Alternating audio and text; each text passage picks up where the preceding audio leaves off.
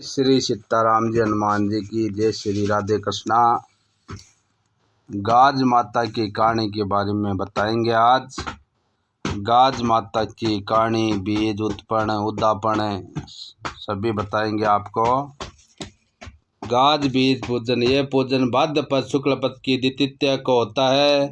ये दिन कुल देवता का पूजन करते हैं और कच्ची रसोई बनाते हैं। पूजन करके कुल देवता को भोग लगाकर प्रसाद को एक ही कुल गोत्र की व्यक्तियों में वितरित कर दें। कुल देवता का पूजन दोपहर के समय में करें। इसके लिए घर की सबसे बड़ी पुत्रवती स्त्री दीवार पर गाज का बीज चित्रांकन करती है। चित्र में एक मड्डी बनाकर एक लड़के को उस पर विराजमान करा देते हैं। एक लड़का वृक्ष के नीचे खड़ा चित्र किया जाता है। इस मड्डी पर गाज का गिरना और वृक्ष द्वारा गाज से सुरक्षा दर्शाई गई जाती है। यही गाज बीज का पूजन है। गाज माता का व्रत, पुत्रवती स्त्रियां इस व्रत को भाद्र माह में कोई अच्छा दिन देखकर करती है। गाज माता का व्रत और उद्यापन कर 7 स्थानों पर 4-4 पूड़ी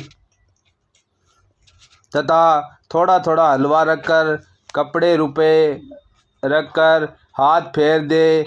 एक जल का लोटा 7 गेहूं के दाने हाथ में लेकर गाज माता की कथा सुनकर पूड़ी हलवा सासू जी के पैर छूकर उनको देवें। तत्पश्चात जल कलश द्वारा सूर्य भगवान को अर्घ्य दें। ब्राह्मण की 7 स्त्रियों को खीर पूड़ी और कुमकुम का टीका करके दक्षिणा देवें। गाज माता की कहानी। अब बताने क्या वहाँ गाज माता की कहानी। तो माँ को चैनल सब्सक्राइब शेयर लाइक करना है। जना कहानी को फल मिल होता। एक राजा और रानी थे। उनके संतान नहीं थी।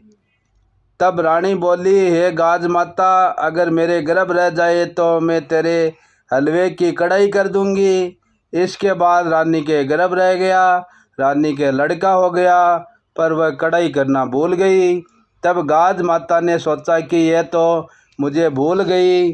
और एक दिन रानी का लड़का पालने में सो रहा था। तब गरजते हुए बादली आई और पालने सहित लड़के को उठाकर ले गई। एक भीलनी जंगल से घर आए तो उन्होंने पालने में एक लड़के को सोता देखा। उसके कोई भी बच्चा नहीं था, इसलिए वह बच्चे को लेकर बहुत खुश हुई और पालने लगे। एक धोबी था जो राजा के घर के कपड़े भी धोता था और भील के घर के कपड़े भी धोता था। जब वह राजा के घर आया तो देखा कि यहाँ पर शोर हो रहा है कि गाज माता लड़के को उठाकर ले गई। तब धोबी बोला कि आज एक लड़के को मैंने भील के घर पालने में सोते हुए देखा है। जब राजा बोला कि भील को बुला कर लाओ। जब भील आया तब राजा ने पूछा कि तेरे घर लड़का कहाँ से आया। तो भील बोला, मैं गाज माता का व्रत करता था तो गाज माता ने बेटा दिया है। तो राजा रानी को याद आया कि हमने माता की हलवे की 2 कढ़ाई बोली थी जो अभी तक नहीं करी है, इसलिए हमारा बेटा चला गया है। तब रानी बोली, हे गाज माता, मेरा बेटा ला दो। मैंने जितनी बोली उससे 2 दुगुनी कर कढ़ाई करूँगी। और गाज माता का खूब धूमधाम से उजमन किया। तब गाज माता ने उनका लड़का वापस ला दिया। भीलनी के यहाँ भी बहुत धन दौलत और लड़का हो गया। तब सारे शहर में राजा ने ढिंढोरा पीट दियो कि जक्का घरा भी लड़का की शादी हुआ है और गाज माता को उज्जमन करें।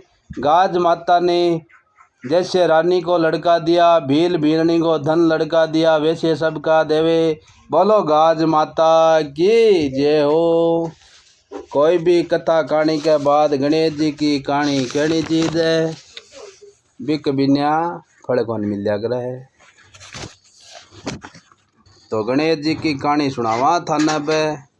चैनल सब्सक्राइब शेयर लाइक नहीं करो जगह कर दियो बेगा सा। गणेश चौथ की कहानी। एक बार महादेव जी स्नान करने गए। उनके चले जाने के पश्चात पार्वती जी ने अपने तन की मैल से एक पुतला बनाया, उसका नाम गणेश रखा। पार्वती ने उससे कहा कि एक मुद्गल लेकर द्वार पर बैठ जाओ, तब तक मैं नहा रही हूँ, किसी पुरुष को भीतर मत आने देना।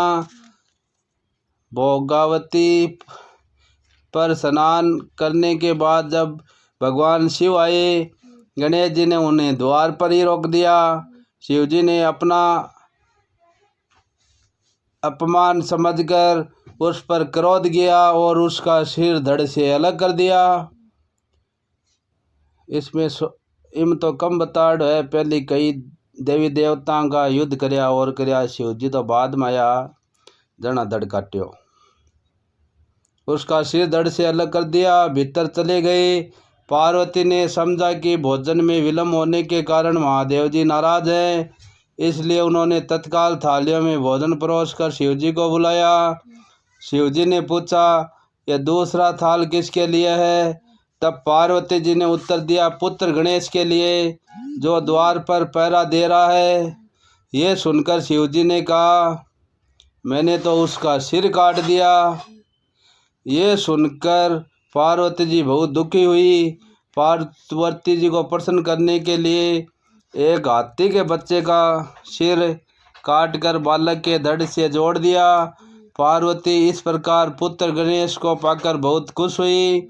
उन्होंने पति तथा पुत्र को प्रीतिपूर्वक भोजन कराकर पीछे स्वयं भोजन किया। यह घटना भाद्रपद शुक्ल का चतुर्थी को हुई थी, इसलिए यह तिथि पुण्य पर्व के रूप में मनाई जाती है। बोलो गणेश जी महाराज की जय हो, सिद्धि विनायक की जय हो। ये व्रत भी भाद्रपद की शुक्ल पक्ष चतुर्थी को करते हैं और इसे भी गणेश जन्मोत्सव के रूप में मनाते हैं। यदि इस दिन रविवार या मंगलवार हो तो ये महाचतुर्दशी हो जाती है। इस दिन रात्रि में चंद्र दर्शन नहीं करने चाहिए, क्योंकि इससे मिथ्या कलंक का भागी बनता है। इस दिन प्रातःकाल श्वेत तिलों के उबटन से स्नान करके मध्याह्न श्री गणेश जी का जन्म समय में श्री गणेश जी का पूजन आहान साधन आसन अर्धे पाग आचमन पंचामत स्नान वस्त्र एगो पवित्र सिंदूर आभूषण दुर्वा धूप दीप निवेद पुष्प पान आदि से पूजा करके 2 लाल वस्त्र दान देने चाहिए। पूजन के समय घी का निर्मित 21 लड्डुओं का भोग लगाना चाहिए। ठीक सा राम राम सा खम्मा गणेशा घणी घणी खम्मा सा सगड़ा ने तेजा दशमी रामदेव जी की दशमी की हार्दिक बधाई ढेरों शुभकामनाएं। जय सीताराम जी हनुमान जी भगवान सबका भला करे। राम राम राम।